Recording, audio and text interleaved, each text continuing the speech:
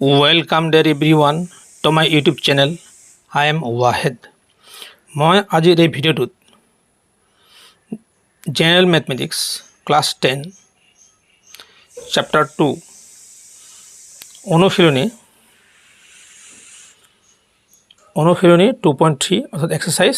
2.3 এই question number 2 চাবা তোমালোকে এই কুৱেশ্যন নম্বৰ 2 1 or 2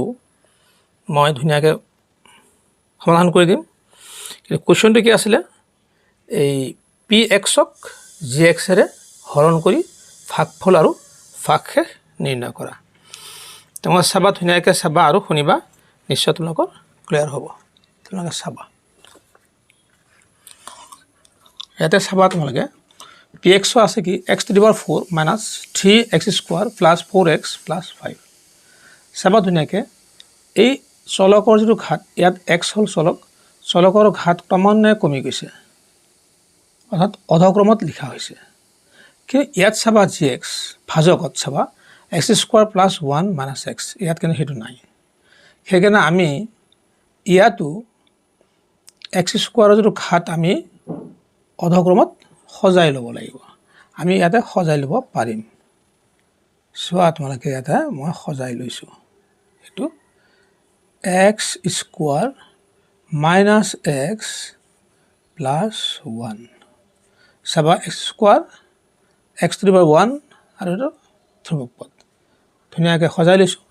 এতিয়া আমি হৰণ কৰিম। চাবা তোমালোকে প্ৰথমতে আমি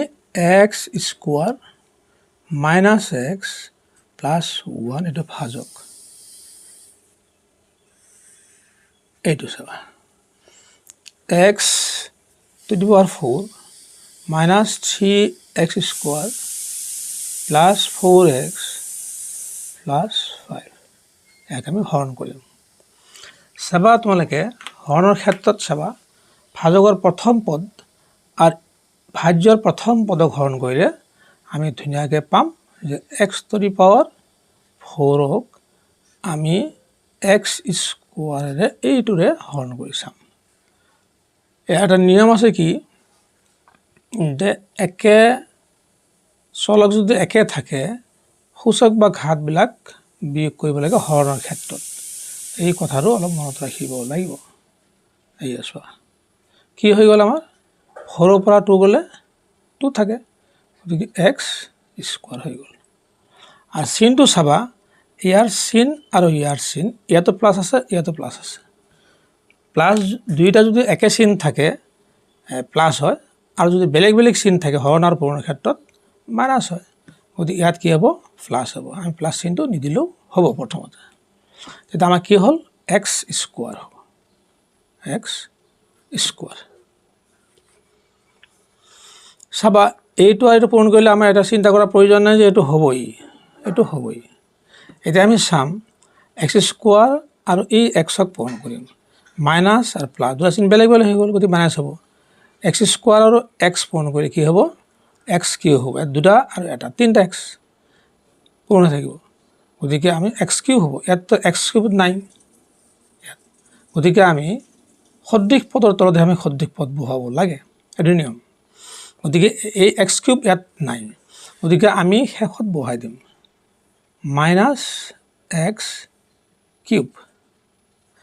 এইটো হৈ গ'ল। ইয়াৰ পিছত হ'ব কি এইটো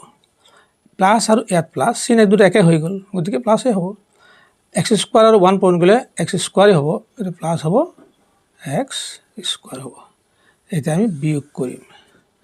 বিয়োগত আমি এইটো কেঞ্চেল হ'বই একে আছে বিয়োগ কৰিলে নাথাকে। কিন্তু আমি প্ৰথমতে আমি আনিম এই এক্স কিউবটো আনিম। কিয় আনিম যে আমি সূচক আমি এটা নিয়মত লিখিম অধক্ৰমলৈ লিখিম প্ৰথমতে ডাঙৰ তাৰপিছত সৰু এনেকৈ লিখিম। সেইকাৰণে আমি এইটো আগত আনিম। ইয়াত কি চিন আছে মাইনাছ ইয়াত আহি কি হ'ব প্লাছ। তলৰ লাইনটো মাইনাছ থাকিলে প্লাছ প্লাছ থাকিলে মাইনাছ এই কথাটো মনত ৰাখিব লাগিব। তাত এইটো হৈ গ'ল। ইয়াৰ পিছতো চাবা তোমালোকে ইয়াতে মাইনাছ চিন আছে মাইনাছ 3x স্কুৱাৰ ইয়াত প্লাছ আছে ইয়াতো মাইনাছ হ'ব। দুইটাই চিন একে হ'লে আমি প্লাছ কৰিব লাগে বা যোগ কৰিব লাগে। ইয়াতে প্লাছ আছে যদিও আমি মাইনাছ ধৰিলোঁ গতিকে এইটো মাইনাছ এইটো মাইনাছ দুইটা চিন একে হৈ গ'ল গতিকে আমি যোগ কৰিব লাগিব ইয়াত 3টা এক্স স্কোৱাৰ আছে ইয়াত এটা এক্স স্কোৱাৰ আছে কেইটা হ'ব 4টা হ'ব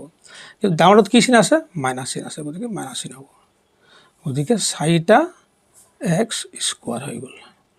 আৰু ইয়াত থাকিল আমাৰ কি 4x ইয়াত থাকিব 5 এটা আগৰ পাই ইয়াত আগতে লৈছোঁ ইয়াতে ক্লিয়াৰ হৈ গ'ল এতিয়া চাবা ইয়াত কি চিন আছে প্লাছ ইয়াতে প্লাছ গতিকে চিনটো একে আছে গতিকে ইয়াত আমাৰ প্লাছ চিন হ'ব আকৌ চোৱা এইটোৰে এইটো হৰণ কৰিলে কি থাকে তোমালোকে চাবা ইয়াৰ প্ৰথম পদতে ইয়াৰ প্ৰথম পদক হৰণ কৰিলে এইটো হ'ব চাবা ইয়াত কিউব আছে ইয়াত এক্স স্কোৱাৰ আছে গতিকে আমি কি পালোঁ x কিউব মাইনাছ 2 থাকিব কি 3টাৰ পৰা 2টা গ'লে 3 পৰা 2 গ'লে 1 থাকে আমি 1 নিলিখিলেও হয় গতিকে তোমালোকে চাবা তেনেহ'লে আমাৰ ইয়াত কি থাকিল x থাকিল গতিকে ইয়াত আমাৰ কি হ'ব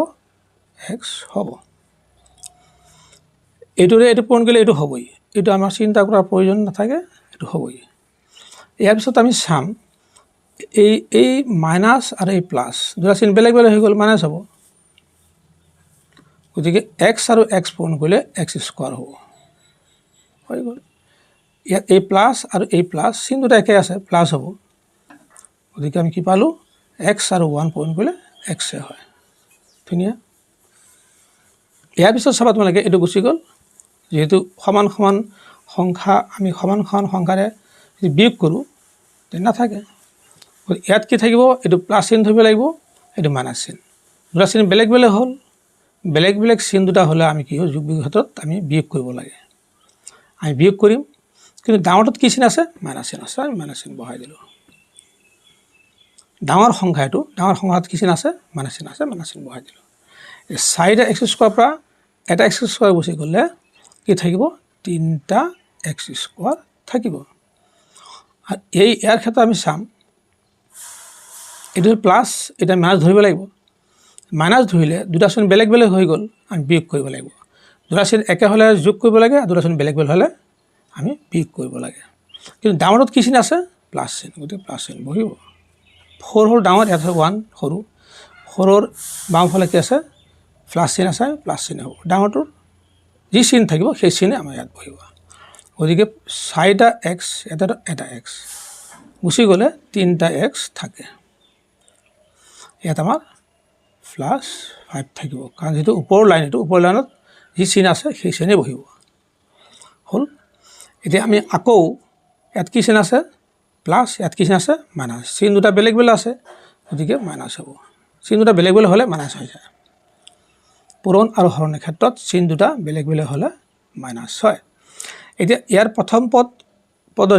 পদক আকৌ হৰণ কৰিলে তোমালোকে চাবা কি থাকে ইয়াত আছে প্ৰথম এইটো আছে আমি এক্স স্কোৱাৰেৰে হৰণ কৰিম ইয়াত এক্স স্কোৱাৰ কটা যাব থাকিব -3 থাকিব কি থাকিব -3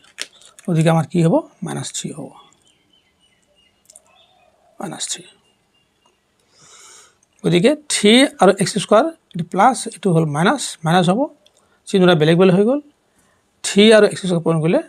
3x স্কোৱাৰ হৈ গ'ল এটা আমাৰ চিন্তা কৰিবলগীয়া নাই আৰু ইয়াত কি হ'ব মাইনাছ আৰু সেই মাইনাছ দুটা চিহ্ন একে হৈছে প্লাছ হৈ যাব গতিকে x আৰু 3 পূৰণ কৰিলে 3x ধুনীয়া আৰু ইয়াত আছে প্লাছ এটা আছে মাইনাছ চিহ্ন দুটা বেলেগ বেলেগ আছে মাইনাছ হ'ব গতিকে 3 গুণ 3 ধুনীয়া হৈ গ'ল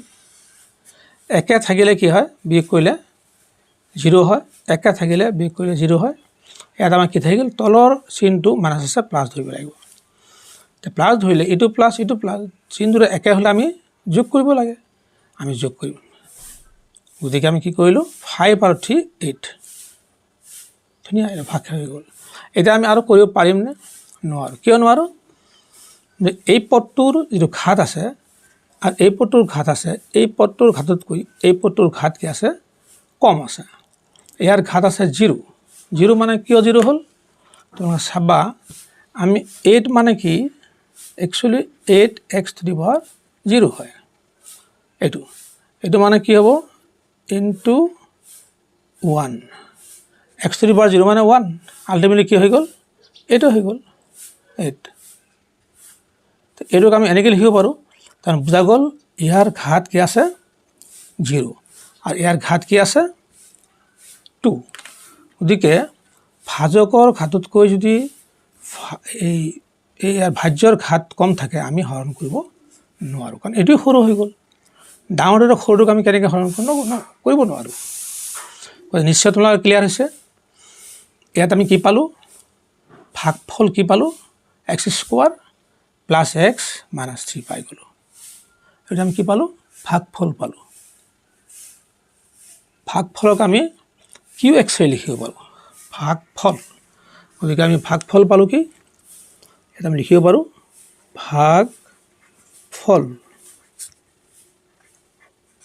ভাগফলক আমি কিউ এক্সৰে লিখিব পাৰোঁ গতিকে কি থাকিল x square plus x minus 3 আৰু ভাগ শেষ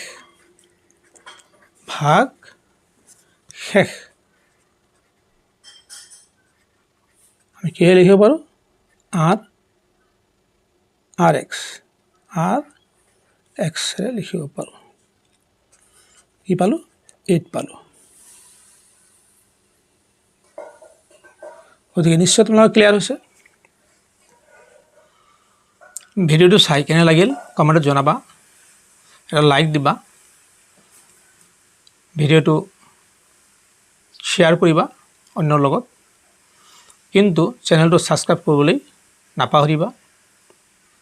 weight for my next videos thank U